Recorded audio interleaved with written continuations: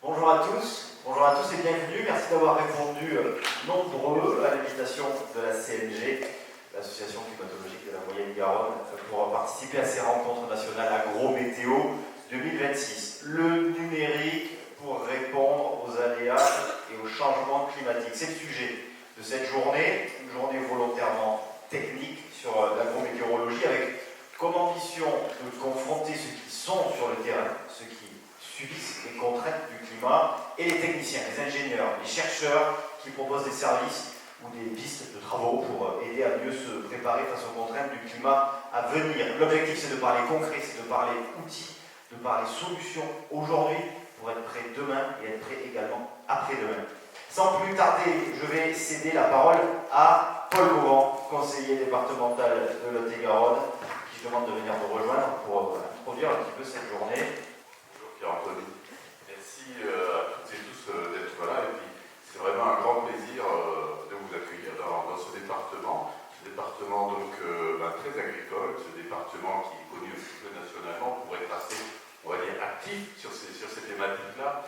En tout cas, aussi grand plaisir d'être là à l'invitation de la CNG, qu'on connaît bien, qui est un acteur fondamental du paysage agricole, acteur fondamental aussi pour sa mobilisation sur le changement climatique. Grand plaisir aussi personnellement à la fois en tant que conseiller départemental en charge des questions liées à l'eau.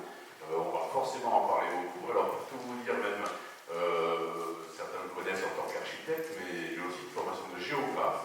On avait des cours de télédétection et à ce titre-là, c'est au moins un double intérêt pour lequel je suis ici, parce que je pense que vous êtes une part de la solution.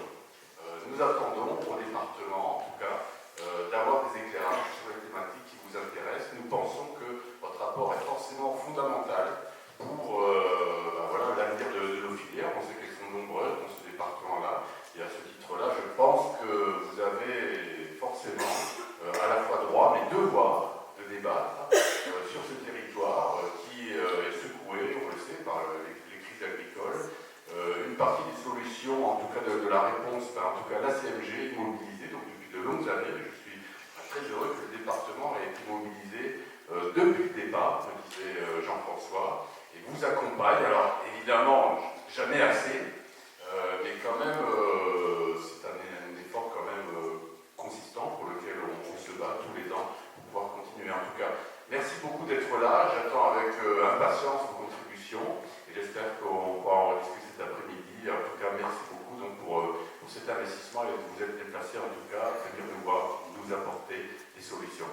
À tout de suite. Et il est temps, ça y est, de débuter notre journée d'études avec la session numéro 1. Elle est consacrée à l'agrométéorologie opérationnelle et à l'intelligence artificielle. On va commencer de suite avec Théo Fournier de Météo France qui va nous expliquer comment l'IA et le numérique peuvent être appliqués à la météorologie avec des exemples d'intégration de l'intelligence artificielle dans nos productions.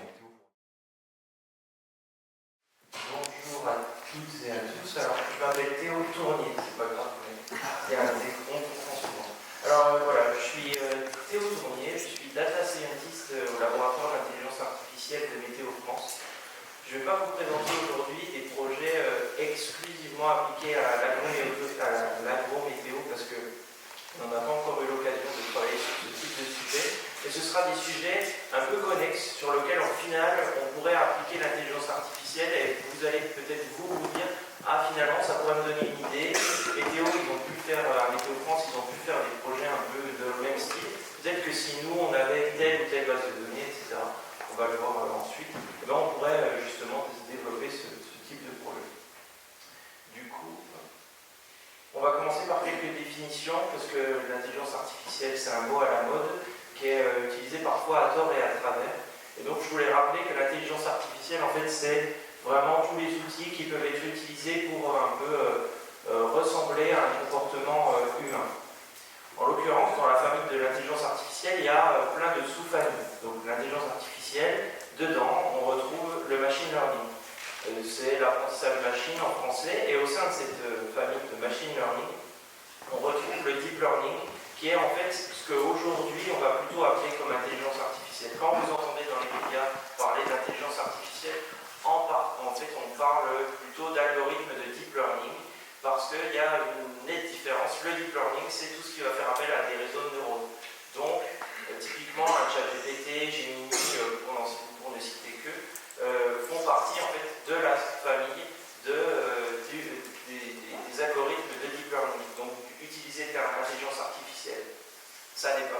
mais ça n'est pas assez précis. Donc aujourd'hui, moi je vais vraiment vous parler plutôt d'algorithmes de deep learning précisément. Et il faut se dire qu'en gros, une intelligence artificielle, si je veux en développer une toute bête, je développe un petit code Python, ou quel que soit le langage, qui, quand vous écrivez, vous lui dites coucou, il vous répond salut, coucou, bonjour. En soi, on pourrait voir ça comme une première forme d'intelligence artificielle, parce que c'est une machine qui va adopter un comportement humain. Bon, à la deuxième question, quand il vous répond toujours coucou, là c'est raté. Mais dans l'idée, voilà, il faut se dire qu'il n'y a pas que les réseaux de neurones qui forment l'intelligence artificielle, il y a vraiment plein d'autres types d'algorithmes. Et d'ailleurs, si vous repensez il y a quelques années, typiquement au chatbot de la SNCF, ils n'utilisaient pas de réseau de neurones moderne comme on le connaît. Il y a une dizaine d'années, ça existait déjà, ces chatbots. Ils n'étaient pas très performants et on se rendait bien compte d'ailleurs que c'était pas si naturel que ça peut le paraître aujourd'hui. Du coup, moi je vais vous parler de deep learning. Alors, avant de parler de deep learning précisément, je vais retracer un peu l'histoire de l'intelligence artificielle à Météo France. Ça commence dans les années 90 avec la mise en place typiquement en fait, de méthodes statistiques. Alors les méthodes statistiques, on peut mettre ça aussi dans la famille de l'apprentissage machine, donc machine learning cette fois-ci, une sous-famille de l'intelligence artificielle comme on a pu le voir juste avant, avec des régressions, des filtres de Kalman. Et l'idée c'était de post-traiter les sorties de modèles. Donc, ce que j'entends par post-traiter des sorties de modèles, c'est je prévois 10 degrés à Agen. De manière générale, à chaque fois que le modèle a prévu 10 degrés à Agen dans ces conditions de température, de pression, d'humidité, etc., selon tout un tas de paramètres météo, en général, on observait 9 degrés. Donc, les adaptations statistiques, ça revient à dire, bon, à partir de tel paramètre, quand je prévoyais 10 degrés, finalement, c'était plutôt 9. Et c'était des algorithmes plutôt simples, donc avec très peu de paramètres, on va dire, d'un point de vue complexité, ils étaient plutôt simples. Et c'est les premières choses qu'on a réalisées à Météo France. En 2015, commence l'arrivée de modèles un peu plus gros, donc un peu plus coûteux pour la phase d'entraînement, mais aussi qui demandent plus de ressources d'un point de vue informatique. Et là, on voit arriver les forêts aléatoires. Donc ça, c'est 2015 finalement, c'est pas si vieux, ça fait à peine plus de 10 ans. 2018, là, on crée une équipe à Météo France qui s'appelle le laboratoire d'intelligence artificielle, dont je fais partie aujourd'hui. Moi, en 2018, je rentrais à l'école, donc voilà. Et là, ils recrutent 7 experts. 7 experts pour justement développer des projets d'intelligence artificielle pour être au service, donc le laboratoire d'IA est au service de l'ensemble des équipes de Météo France. Donc en gros, n'importe qui dans une équipe de Météo France peut venir nous voir et dire, bon, moi j'ai une idée, un sujet, est-ce que vous pensez que l'IA est pertinente? Si oui, voilà, j'ai peut-être tel jeu de données, telle chose, est-ce qu'on pourrait réaliser telle tâche? Donc voilà un peu sur quoi s'est basée cette création du LabIA qui persiste encore aujourd'hui et qui a développé pas mal de projets. Je vais justement vous le détailler un peu. En 2020, il y a les premiers projets de deep learning qui sont passés en opérationnel à Météo France. En général, un projet d'IA, nous, au laboratoire d'IA, ça nous prend entre à peu près 1 an de développement.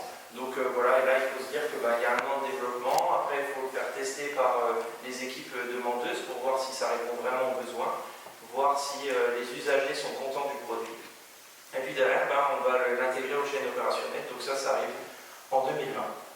2022, là il y a un bouleversement dans le monde de la météo, parce qu'arrivent les premiers modèles de prévision numérique du temps entièrement pilotés par la donnée, donc ils sont entièrement basés sur l'IA.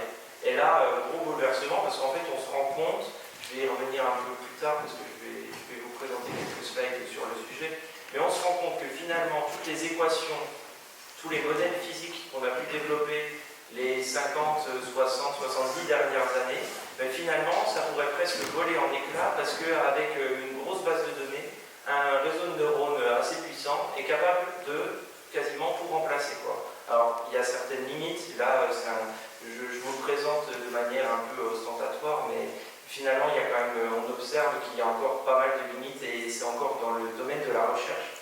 Mais il faut se dire qu'il y a déjà des entreprises, en général des grosses entreprises comme Google, Huawei, qui ont déjà développé leur propre modèle de prévision météo uniquement par IA, et que vous pouvez en profiter si vous regardez la météo de Google aux États-Unis. sais pas si la météo de Google ici, elle est avec leur modèle Paris. Il faudrait que je me renseigne, mais dans l'idée, c'est déjà opérationnel. Le Centre européen de prévision met aussi à disposition un modèle qui s'appelle IFS, qui est entièrement basé sur l'IA. Donc on commence à voir ça arriver. Et puis en 2025, on a fait un état des lieux un peu dans la boutique, combien de projets et tout ça, et on est à plus de 90 projets qui utilisent à un moment ou à un autre de l'intelligence artificielle. Alors c'est pas forcément un projet entièrement basé sur l'intelligence artificielle, ça va être des projets plutôt qui utilisent des petites briques. Donc à un moment, on va retrouver un petit algorithme qui appartient à la famille de l'intelligence artificielle. Et là, je vais vous en présenter quelques-uns. Alors pourquoi en météo ça marche bien le deep learning? Tout d'abord parce que ça, en fait, on répond à plein de besoins qu'a l'intelligence artificielle pour fonctionner. Le premier, c'est que ça demande beaucoup de données et si possible de qualité. Et en l'occurrence à Météo France, on produit, je l'ai mis environ 200 téraoctets de données par jour, ce qui est énorme. Hein. Donc il faut se dire que de la donnée, c'est bon, on en a, on le coche. Ensuite, on sait que les modèles d'IA sont extrêmement performants sur tout ce qui est classification et traitement d'images. Quand je dis classification, c'est par exemple dire est-ce que oui ou non il y a un chat sur cette image. Et puis traitement d'image, ça va être par exemple où est le chat sur cette image. Est-ce qu'à cet endroit, est-ce qu'il est plutôt en haut à droite, en bas à gauche, tout ça. Typiquement les voitures autonomes, ça fonctionne comme ça classifie les pixels de votre image pour dire ah non, ça c'est un building, ça c'est un piéton, ça c'est le passage pour piéton, ça c'est un feu rouge, etc. Ben, nous on va pouvoir appliquer ça et donc l'IA c'est très fort pour ça et ça tombe bien. En météo en fait la plupart des choses qu'on manipule ce sont des cartes, donc ce sont des images, donc finalement l'IA ça s'applique. C'est extrêmement rapide à l'inférence. Il faut se dire qu'un modèle d'IA, contrairement au modèle physique, si on les met en opposition, un modèle d'IA à l'inférence, ça prend tout au plus quelques minutes, alors qu'un modèle physique, ça va être quelques heures. Donc ça nous permet un gain de temps énorme du moment où on travaille sur des cartes graphiques. Et ça, c'est énorme parce que ça pourrait nous apporter un gain de coût en termes à la fois d'électricité mais aussi d'infrastructure qui est énorme. Par contre, la contrepartie, c'est que lors de l'apprentissage, une IA, ça peut être extrêmement gourmand, parce qu'il faut d'une part une grosse base de données et d'autre part une grosse infrastructure pour réaliser l'apprentissage. Et puis enfin, c'est capable de synthétiser une grande masse de données. Ben oui, en fait, on le voit ces dernières années et de plus en plus, on va créer plein de diagnostics, plein de modèles, plein de paramètres nouveaux que le prévisionniste, entre autres, mais il y a plein de gens, en fait, tous les usagers vont devoir analyser pour pouvoir prendre des décisions. Et donc là, l'IA, ça permet parfois, on va avoir un exemple avec la prévision de brouillard tout à l'heure, l'IA va permettre de finalement aider à synthétiser tout un ensemble de données en un seul paramètre qui va permettre de faciliter la prise de décision. Donc on va commencer le premier projet concret par l'estimation de précipitation par satellite. C'est un projet qui a été développé donc, au laboratoire d'IA, c'est un des tout premiers. Et l'idée, c'est d'essayer de fournir une image radar à l'échelle du globe. Un radar, ça coûte cher. On en a en France, on a de la chance. Mais en mer, du coup, on ne peut pas en poser, parce qu'il n'y a pas de socle. Et puis, les pays pauvres, ils n'ont pas l'argent pour maintenir et installer tout un réseau de radars. Et du coup, l'idée, c'est de se dire, bon, on a des satellites. On a de la chance, on a des satellites qui permettent en fait d'estimer les précipitations, c'est des satellites défilants. Donc quand ils passent au-dessus, ils arrivent, ils ont un instrument embarqué qui permet de détecter, on va dire un radar embarqué qui permet de détecter et d'estimer les précipitations. Donc nous, ce qu'on va faire, c'est qu'on va se dire, comment on peut faire pour justement estimer les précipitations à l'échelle du globe. Alors la première chose, c'est de prendre des images infrarouges où on se dit, dans ces images infrarouges, techniquement, il y a l'information, il y a des produits physiques aujourd'hui qui existent qui nous permettent un peu d'estimer les précipitations à partir de ces images. Donc on prend des images satellites, et des images de satellites géostationnaires. Comme ça, on est sûr d'avoir cette image-là tout le temps. On les donne à un modèle d'IA, en l'occurrence le ActionNet, mais je ne vais pas rentrer dans les détails. Et derrière, il nous fait une prévision. Cette prévision, on va la comparer, je ne sais pas si j'ai de laser, à l'observation. En l'occurrence, l'observation sur ce cas-là, c'est juste une fauchée, parce que c'est la fauchée qui a été réalisée par le radar, par le satellite, à ce moment-là. Et donc, à partir de cette observation, on va comparer ce qui a été prévu ici par notre modèle et ce qui a été réellement observé. Voilà. Et derrière, la magie de l'IA opère, on va réaliser la mise à jour des poids du modèle pour que la prochaine fois qu'il revoit quelque chose du style, il soit beaucoup plus proche de l'observation qu'il n'avait pu l'être au début.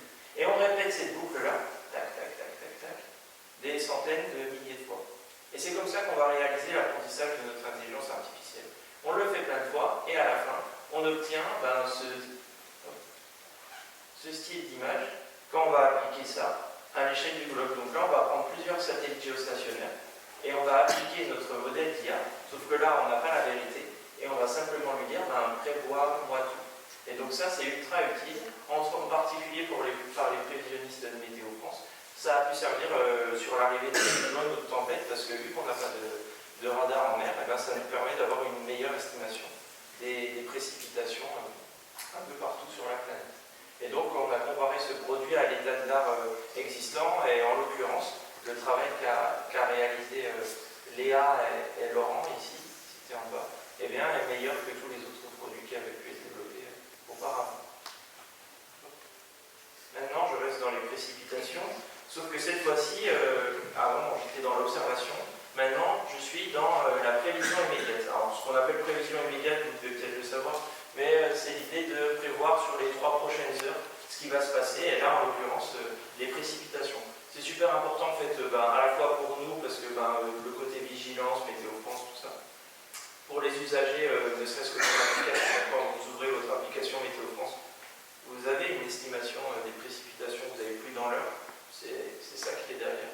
Et puis il y a plein d'autres usagers, est-ce que oui ou non, un céréalier il va sortir, est-ce qu'il y a plein de gens qui sont sensibles à ça. Et donc, aujourd'hui, la prévision immédiate opérationnelle de Précis, elle dépend de 2 choses. Donc on calcule un champ de déplacement et ensuite on l'extrapole. Et puis après, à horizon de 3 heures, on bidouille encore un peu. Ça donne un produit qui est assez intéressant et qui offre des performances, qui est très réaliste. Parce que vu qu'au début, c'est de l'extrapolation. Si on garde toutes ces petites structures qu'on peut voir là, vous voyez, vous voyez peut-être pas très bien, mais on voit plein de petits pixels bleus, donc on peut garder toutes ces structures. Et puis, derrière, c'est quelque chose qui nous fournit vraiment, on est plutôt satisfait, mais on s'est dit, tiens, est-ce que ce ne serait pas possible de faire un peu mieux avec l'intelligence artificielle? Pourquoi? Parce que cet algorithme, finalement, il met quand même un peu de temps à tourner. On sait qu'il est assez rapide, nous on a la base de données, pourquoi pas essayer? Et donc l'objectif, ça a été de regarder si on ne peut pas utiliser une méthode IA qui est meilleure que celle actuelle, et puis la demande aussi de l'équipe métier qui s'occupe des prévisions immédiates nous a dit, nous on veut quelque chose qui garde du réalisme. On avait fait un premier projet avec eux, mais l'inconvénient parfois, vous l'avez peut-être déjà vu, c'est que l'IA ça a tendance à flouter. Et du coup, il fallait répondre à ce besoin il faut quelque chose de réaliste. Et du coup, je vais vous expliquer comment on fait en intelligence artificielle pour obtenir des images très réalistes. C'est comme ça, c'est exactement le même procédé que vous allez retrouver derrière quand vous voyez des fake news. Si vous mettez la photo de votre grand-mère sur le corps du pape, c'est exactement la même chose, c'est le même fonctionnement. Du coup, mon objectif, moi, là, c'est de produire une image très réaliste d'arbre. Donc, première chose, c'est je prends du bruit, n'importe quoi, et je lui donne un modèle d'IA qui a pour rôle, en fait, d'être un générateur, on l'appelle le générateur. Globalement, son rôle, c'est d'être un faussaire. Il part de n'importe quoi, d'une feuille blanche ou même s'il y a déjà des gribouillis, et son but à la fin, c'est d'obtenir un truc ultra réaliste pour tromper quelqu'un qui va être un expert, comme dans le milieu de l'art, un expert.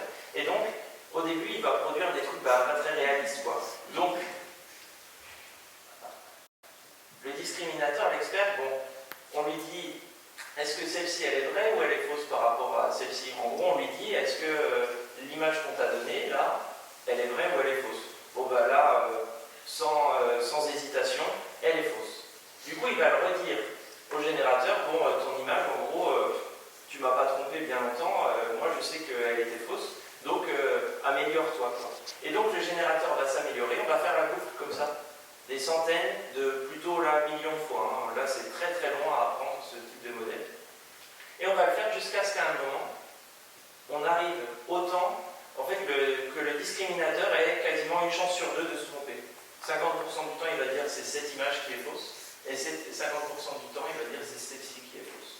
Et quand on arrive à ce point d'équilibre, on sait que là, notre IA est suffisamment entraînée, et donc on va pouvoir produire des images réalistes. Et c'est exactement ce qui se passe. Ah, il n'y a pas le gif. Croyez-moi sur parole.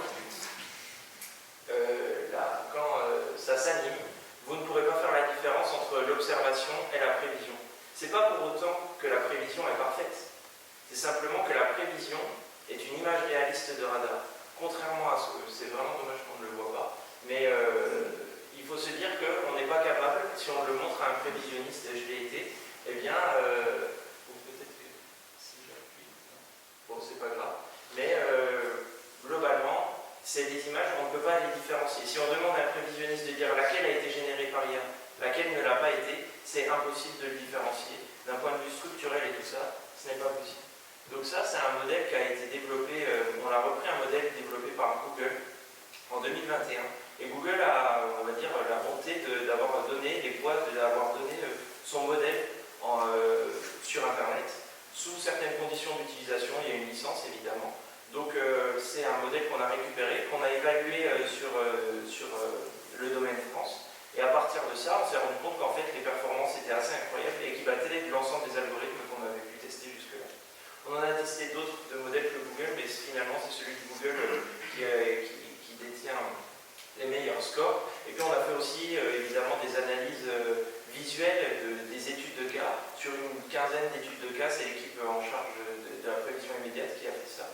Et qui s'est vraiment rendu compte que oui, ça apportait vraiment des très très bonnes performances. Il y a toujours des problèmes, hein, c'est pas parfait, mais ça apporte des performances bien supérieures à ce qu'on avait pu avoir à l'heure actuelle.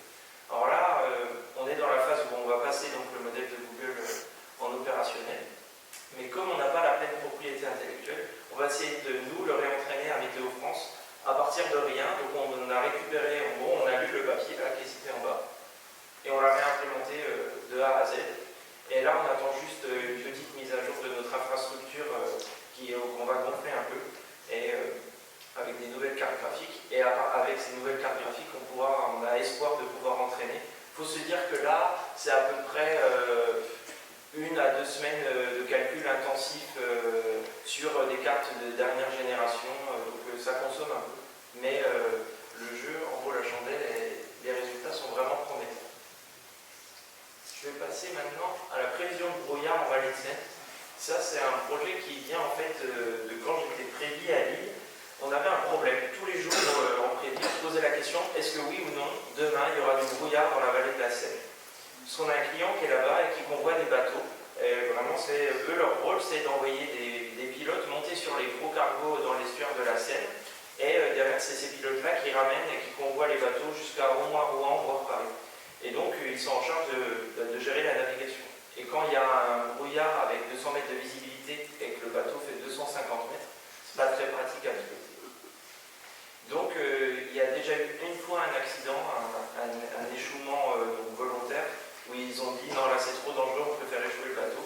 Et donc, ils veulent absolument éviter ça.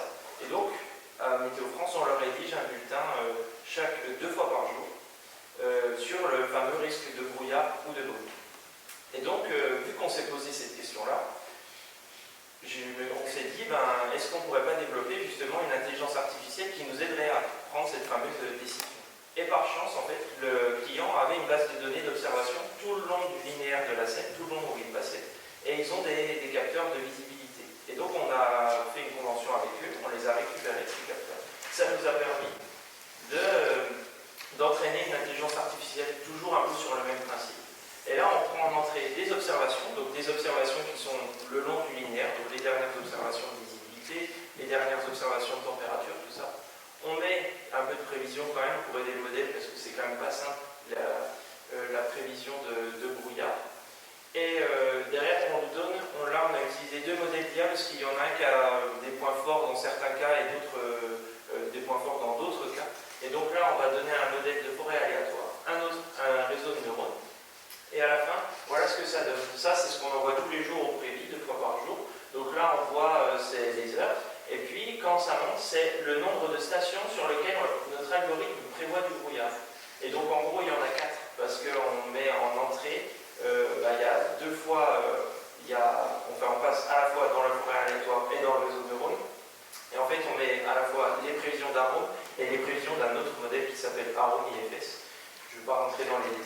dans l'idée, ça nous permet d'avoir 4 indicateurs. Et comme je l'ai mis sur la slide avant, ça marche plutôt pas mal parce que finalement, on a une détection d'environ 82% des cas de brouillard contre 68% des cas qui étaient vus auparavant par les prévisionnistes.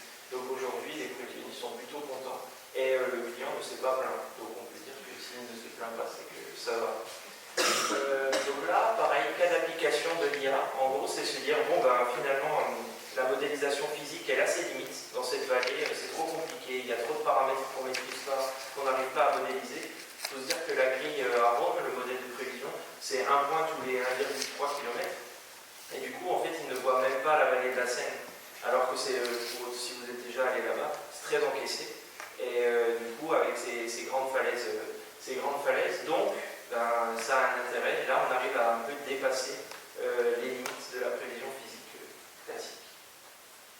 Maintenant, je passe à un sujet, à un hot topic, dirais-je. C'est la prévision numérique du temps. C'est pas ce sur quoi on travaille au laboratoire d'IA en ce moment. Il y a une équipe entière de recherche, où ils sont presque une dizaine, à bosser là-dessus en ce moment et depuis bientôt 2 ans, je dirais, à Météo France. Donc les slides, c'est pas les miennes, c'est celles de Laure Reynaud que je crédite et que je remercie. Donc l'idée, avant, c'était qu'on prenait plein d'observations, des satellites, des stations sol, des stations embarquées, etc. On les donnait à notre modèle de prévision numérique du temps classique, donc physique. Là, c'est des équations de Navier-Stokes. Et à partir de plein d'hypothèses et de plein d'astuces pour résoudre ces équations, ça nous donne une prévision de ce type. Alors là, c'est sur le domaine France de Arnaud. Très bien. Sauf qu'on s'est dit, il y a du coup en 2022, je crois, 2021, il y a des petits malins qui se sont dit, eh, tiens, et avec toute la base de données d'analyse et donc tous les sorties de modèles qu'on a déjà pu avoir, est-ce qu'on ne pourrait pas entraîner un réseau de neurones à faire ça à notre place? Et justement, c'est ce qu'il y en a qui ont essayé. Et ça marche. En fait, à partir de l'analyse, donc une fois qu'on a passé, je vous zappe ici, hein, mais il y a une partie assimilation de données. C'est-à-dire, l'assimilation de données, c'est c'est une carte du monde qui permet normalement de donner le meilleur état connu de l'atmosphère à un moment, à un instant T. On fait une fusion entre toutes les observations qu'on a pu avoir à un moment et la prévision qu'on avait pu réaliser à ce moment-là. Et en gros, on fait un mix des deux, et c'est ça qu'on appelle l'assimilation de données. Et donc à partir de l'assimilation de données, on le donne, on le passe dans un gros réseau de neurones qui a des millions de poids, et derrière, boum, on arrive à obtenir une prévision qui est tout à fait correcte. Donc l'objectif de ce projet, c'est vraiment développer un modèle d'IA pour la prévision régionale à haute résolution. Donc en gros, ça revient à faire un arôme, mais par intelligence artificielle. Alors, je le mets bien ici. Attention, arôme IA n'est pas arôme, ce sera bien un nouveau modèle. C'est juste qu'il est entraîné à partir de ce qui a été sorti par arôme, mais ce n'est pas le même modèle. C'est vraiment deux choses différentes. Ils auront des comportements bien différents, des scores bien différents. Ils ne partagent en soi, enfin, on va dire qu'il y a uniquement arôme qui a permis de donner toutes les données qu'il a fournies pour entraîner Arôme IA. On le voit d'ailleurs là. Les données d'apprentissage, c'est pour l'instant les analyses Arôme et un truc qui s'appelle ERA5 qui est en fait la réanalyse à l'échelle globale, donc sur toute la planète, qui dure 50 ans. Et c'est grâce à ces analyses ERA5 que les géants de la tech comme Google, Huawei et d'autres ont réussi à justement faire ce type de modèle comme AIFS. Donc ça, c'est le modèle du Centre européen à l'heure actuelle qui est uniquement basé sur de l'intelligence artificielle et qui tourne tous les jours. Donc vous pouvez y accéder sur Météo Ciel, entre autres, via AIFS.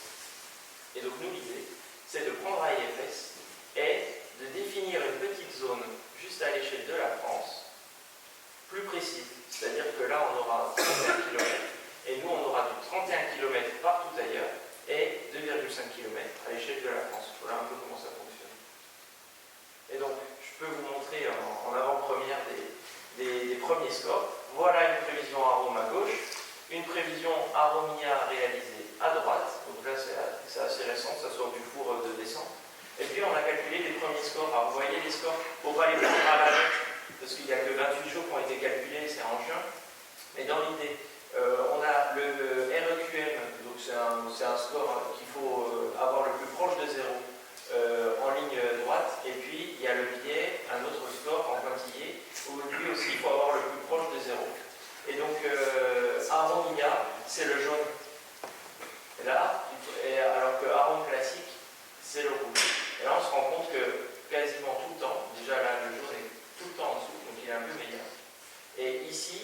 jamais très très loin du zéro, du moins il est quasiment tout le temps plus proche du zéro que la courbe rouge. Donc on a des résultats qui commencent là et qui sont plutôt intéressants. Après, il ne faut pas se dire que ça va tout révolutionner. Là, on observe encore plein de problèmes. J'ai discuté avec un copain qui est dans cette équipe avant-hier, qui me disait que par exemple sur les précipitations, c'était encore loin d'être convaincant et on observait des champs très très lisses. Les maximums ont du mal à être atteints. Typiquement, sur certaines tempêtes et tout ça, on a du mal à observer du 200 mm de pluie en 3 heures, alors qu'un modèle physique n'aura aucun problème pour le réaliser. Voilà, typiquement, le genre de prévision de cumul de pluie sur la tempête Kirk qu'on peut observer. Alors on voit que là, il arrive à quand même mettre le maximum, mais on ne voit pas très bien là, mais il y a quand même des fois des bulles au-dessus de 150 là, dans cette grosse masse. Donc on voit une chose qui est plutôt rassurante, c'est que d'une part il ne raconte pas n'importe quoi, après il a des limites, mais comme tous les modèles physiques ont leurs propres limites aussi, il faudra apprendre à justement dompter ce nouveau modèle, à s'adapter à ces prévisions, et puis voilà. Donc les perspectives à venir, c'est continuer le développement, continuer à évaluer sur une plus longue période, améliorer la résolution temporelle. Aujourd'hui, on n'est qu'à des pas de temps de 6 heures, alors que l'objectif à la fin, c'est d'avoir un pas de temps de 1 heure. Ajouter de nouvelles variables, parce que justement, pour l'instant, on se limite aux variables de base, comme la température et les précipitations et la pression.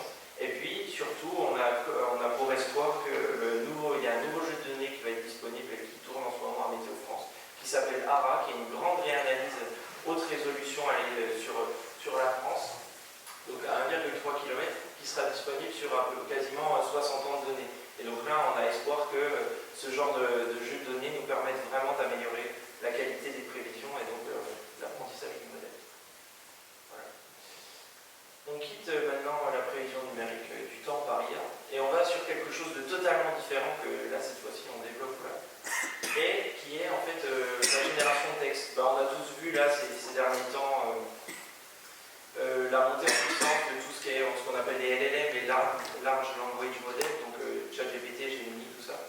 Donc là, l'idée est totalement différente, c'est on donne une consigne, un peu comme votre ChatGPT, on met une image, donc là je vous ai représenté une image avec le vent par exemple, mais il faut se dire que nous on donne des matrices de nombres bruts et on entraîne un modèle d'IA multimodal et frugal. Alors pourquoi je dis multimodal? Parce que il prend en entrée différentes sources, différents types de données, il prend à la fois du texte mais aussi des images ou des tableaux de nombres. Et puis pourquoi frugal? Parce qu'il faut se dire qu'un modèle comme ChatGPT, là les derniers, ils ont plusieurs dizaines voire centaines de milliards de paramètres. Nous, là quand on l'entraîne, on est à tout au plus 100 à 200 millions. On a vraiment beaucoup d'ordres de grandeur en moins.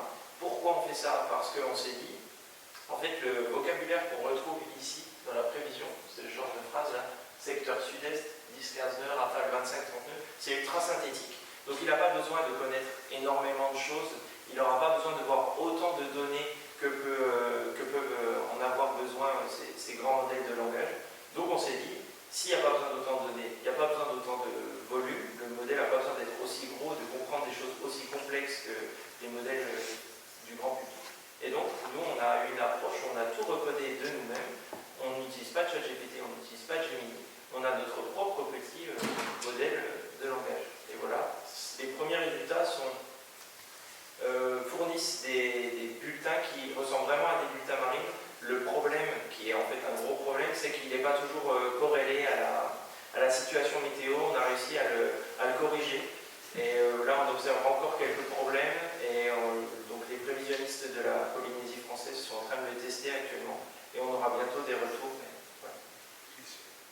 Et enfin, j'en aurai terminé. Après, je prendrai vos questions. On a plein d'autres applications. Comme je vous l'ai dit, il y a quasiment, il y en a à peine plus de 90 projets qui utilisent de l'IA à Météo France. Là, on fait aussi de la détection de sargasses par satellite. Donc là, c'est vraiment de la détection d'objets, c'est classifier si oui ou non tel pixel ou tel pixel, c'est de la sargasse. La sargasse, c'est quand c'est un pixel tout blanc. Là, l'algorithme a vu de la sargasse. On fait du nettoyage d'images radar. Pour ceux qui regardent le bulletin météo de TF1, typiquement, les images radar que vous voyez à la télé, elles ont été nettoyées par une IA. Voilà, c'est ce qu'on fait aussi. On a un collègue qui travaille sur la détection de neige par webcam. Vous savez, il y a plein de villes, de stations de ski, tout ça, qui ont des webcams, en accès libre sur Internet.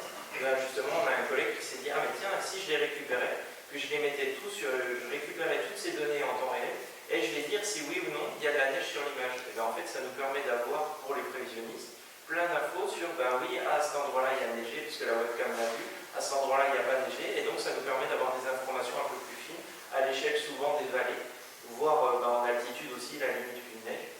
Donc c'est quelque chose de très utilisé. Bon, il l'a fait pour la neige, et il l'a fait aussi pour les visibilités, donc ça donne des informations un peu plus localisées pour le brouillard. Et puis enfin, ça vous parlera peut-être un peu moins, c'est la détection de structures météorologiques, c'est ces fronts froids, fronts chauds, donc c'est les traits rouges, bleus et violets qu'on peut voir au bulletin météo à la télé. Et bien ça, on arrive aussi à le détecter par IA. Alors les prévisionnistes en sont plutôt contents, pour autant ils ne l'utiliseront pas de suite parce que finalement ça ne leur fait pas gagner assez de temps, il y a encore trop de petites choses à corriger, c'est pas assez bon, même s'ils n'ont jamais vu un produit avec autant de on va dire, de bonne détection et tout ça. Donc voilà, j'en ai terminé. Je pense que... Bonjour à tous. Donc, je vais vous présenter les travaux qu'on a menés au sein de l'ACTA, le réseau des instituts techniques agricoles, avec notamment Météo France, Loreno, que vous avez vu certains diapos. Voilà. Donc, j'ai intitulé ça des prévisions d'ensemble au service aléa-pluie. Je vais vous présenter déjà qui on est à l'ACTA. L'ACTA, c'est le réseau des instituts techniques agricoles. On fait de la recherche appliquée au service des agriculteurs et des filières agricoles. Et ça regroupe l'ensemble du réseau des instituts techniques dedans, qui contribuent notamment à la journée. Vous allez avoir des collègues d'Arvalis, de l'Institut de l'élevage. Dans la salle, on a aussi des gens qui ont amené des contributions côté Terre Innovda ou encore l'Institut de la Vigne. Moi, j'ai une expertise plutôt sur la partie modélisation et sciences des données. On anime un réseau aussi sur ces questions-là. On est dans un nouveau cycle qui démarre juste en janvier, avec des choses autour de l'analyse des données observationnelles, réseau d'observation, on quitte un peu la météo, tout ce qui est autour de l'intelligence artificielle, les modèles d'apprentissage automatique, et puis après comment on essaye de faire des outils à partir de ça. Dans le cadre de mes activités aussi, on a fait un livre à destination des lycées agricoles, des élèves des lycées agricoles notamment, mais plus largement autour du numérique en agriculture. C'est un livre un peu pédagogique. J'ai mis un exemplaire à l'entrée si vous voulez. Voilà pour me présenter. Donc la météo en agriculture, c'est utilisé pour plein de choses, pour plein de chantiers, en production végétale bien sûr, aussi en production animale. Vous avez bien ça en tête. Les prévisions sont vraiment fondamentales pour plein de sujets. On a notamment tout ce qui est sujet autour de la protection des cultures, tout ce qui est le pilotage des traitements phytosanitaires, que ce soit à la fois d'appliquer les traitements au bon moment pour être efficace sur la lutte, mais aussi de prendre en compte le lessivage des produits après. Tout ce qui est l'anticipation des pluies pour moduler l'irrigation, ou encore l'anticipation des pluies pour les semis, et notamment les semis de colza, c'est un exemple notamment qu'on va avoir d'usage après la date. Les prévisions météo, comme ça a été rappelé avant, elles sont basées sur la description physique de l'atmosphère actuellement, si on ne prend pas en compte ce qui va arriver, ce qui arrive avec l'intelligence artificielle. Ça assimile une très grande quantité de données qui permet d'avoir une évaluation au temps zéro en fait, de l'état de l'atmosphère pour, en utilisant ces équations, avoir une prévision au temps suivant. Les prévisions météorologiques ont beaucoup progressé. On va aussi avoir d'ailleurs cette intelligence artificielle qui va permettre encore d'avoir peut-être des nouveaux progrès. Mais elles restent de toute façon imparfaites et incertaines, et elles resteront toujours imparfaites et incertaines. Et donc comment estimer l'incertitude? En fait, depuis 15 ans ou un peu plus, les météorologistes, plutôt que de faire une seule simulation, utilisent plusieurs modèles, et à l'intérieur d'un même modèle, on peut utiliser aussi plusieurs scénarios de prévision. C'est-à-dire, en fait, au début, ils vont initialiser le modèle à partir des données, puis après, ils vont rajouter un certain bruit dessus. Sur les équations aussi, on peut rajouter un peu d'incertitude, ce qui vous permet, en fait, de ne pas avoir un seul scénario d'évolution, et on va avoir, là, sur la graphique, plusieurs cartes spatio-temporelles, en fait, d'évolution de la météorologie sur les différents champs. C'est ça qu'on appelle les prévisions d'ensemble, qui ont été évoquées juste avant. Et donc, on se retrouve avec plein de scénarios ici.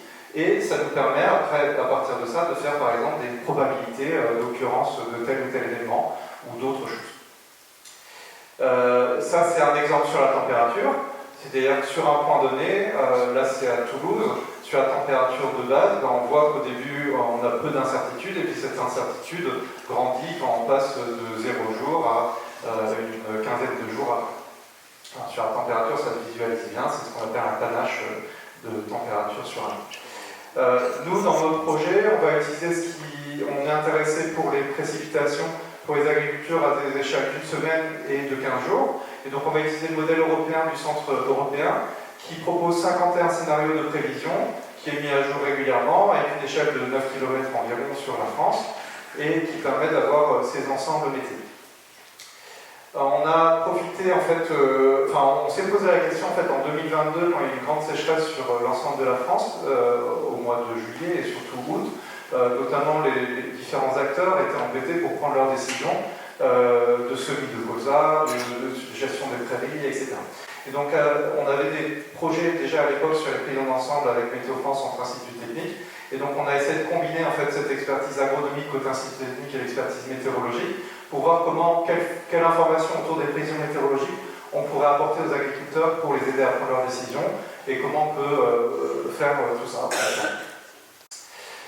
En fait, on a deux voies, ça c'est des choses qu'on avait menées avant. On a une possibilité, c'est d'utiliser ces prévisions météorologiques d'ensemble à travers des outils de la décision, OAD c'est pour outils de la décision existants, par exemple autour des traitements des phytosanitaires. C'est des choses qu'on a fait dans le cadre d'une thèse, la thèse d'Ivana, entre 2018 et 2020 avec Météo France, ce qui vous permet plutôt que d'avoir une préconisation de date de traitement, d'avoir une distribution des dates de traitement. Ça, on a montré que ça était intéressant, que c'était informatif sur des cas, par exemple, la gestion des ravageurs sur la vigne, le ver de la grappe en vigne, ou encore sur la septoriose du blé, avec le modèle Septolis d'Arvalis, avec l'Institut de la vigne ou Arvalis dedans. On a montré que c'était informatif par rapport à utiliser des historiques, c'est-à-dire par rapport à utiliser des indices fréquentiels. On a aussi montré que c'était intéressant quand on passe ce genre de prévision d'ensemble à travers des outils de bilan hydrique pour la gestion de l'irrigation. On a fait beaucoup sur la gestion de l'irrigation en vigne, mais sur le maïs, les collègues d'Arvalis ont testé aussi sur le maïs, et on voit que c'est intéressant, on voit que c'est informatif par rapport à l'historique, on gagne une information là-dedans. On voit aussi que cette source d'incertitude, là, sur le schéma à droite, elle est prépondérante pour la prise de décision par rapport aux autres incertitudes, c'est-à-dire aux incertitudes des observations météo, et aussi aux incertitudes du paramétrage des modèles. Et surtout, ça augmente avec le temps, puisqu'il y a plus d'incertitudes avec le temps, et donc c'est particulièrement important quand on commence à prendre des décisions à une horizon un peu plus loin, de prendre en compte cette source d'incertitude. Ça, c'est des choses qu'on a pu montrer à travers les outils de la décision. Et puis on s'est posé la question en 2022, un peu dans l'urgence, on s'est dit peut-être qu'on peut amener une information un peu plus généraliste, mais assez simple aux agriculteurs sur directement le cumul de pluie. Alors, comment ça marche? On prend ces modèles, on prend un point, une maille. Sur une maille, si on regarde pour chaque jour, il y a les prévisions en fait, de cumul de pluie journalier. Donc ça vous fait ça. Et donc on a des scénarios plus ou moins pluvieux. Par exemple, en rouge, c'est ceux qui... On a un cumul sur 14 jours qui atteignent supérieur à 30 mm, d'autres qui sont entre 20 et 30, et puis d'autres un peu plus faibles. Donc on a des scénarios plus ou moins pluvieux. Nous, on va traiter ça sur la première semaine et la semaine suivante. C'est comme ça qu'on a proposé de présenter l'information. Donc sur la première semaine, en fait, on va regarder la somme sur la première semaine, la somme sur la deuxième semaine de chacun des 51 membres. Ça vous donne une distribution en bas à gauche et à droite. Et puis après, on a mis des seuils, en fait, des seuils d'intérêt. Le seuil de 10 mm sur une semaine, le seuil de 15, de 20 et de 30. Qui sont des seuils assez génériques, qui servent à pas mal de choses différentes. Et puis on calcule après des probabilités d'atteindre ce seuil, de dépasser ce seuil. Et c'est ça qui vous donne à la fin une représentation cartographique sous forme en fait d'une cartographie de la France avec les probabilités dedans, et on peut interpréter à l'échelle nationale la tendance générale, mais surtout localement les gens peuvent se resituer sur la semaine 1 ou sur la semaine 2 en fonction du seuil qui les intéresse. Donc c'est des choses qu'on a fait. Nous, on a plutôt essayé de garder une résolution assez grossière, parce qu'on a une échelle de la première semaine et surtout la deuxième semaine, de ne pas inciter les gens à regarder un pixel en particulier, mais plutôt de regarder un peu ce qui se passe autour de chez eux, puisqu'à cette échelle-là, il y a quand même beaucoup d'incertitudes aussi spatiales qui peuvent exister. Cette information, comment elle est utilisée? Elle est notamment utilisée par les acteurs du colza, enfin pour les agriculteurs qui font des semis de colza, avec l'aide de Terrinovia qui a formalisé un peu des règles de décision, d'interprétation de ces cartes, à partir des seuils qui les intéressent, notamment le seuil de 15 et de 30 mm en fonction du type de sol, de l'humidité du sol au moment où ils doivent prendre la décision. Et ils ont fait une promotion de cet outil qui est pas mal utilisé du coup pour les semis de colza. Ça a été utilisé aussi en 2022 pour essayer d'informer les acteurs autour des prairies en élevage. Et puis on sait que c'est utilisé pour la destruction des couverts, pour la protection des cultures, pour le semis d'autres cultures, pour les adventices, pour le lessivage, pour les histoires de portance. Voilà. On ne sait pas exactement comment c'est utilisé, mais on sait que c'est utilisé comme ça, on a des retours. Voilà. Et pour conclure, du coup, si vous voulez aller plus loin, on a fait un poster, donc Julia qui a fait un poster sur les performances de l'outil, comment il est utilisé sur les performances de l'outil, qui vous permet de montrer comment cet outil est informatif par rapport à utiliser simplement les séries classées.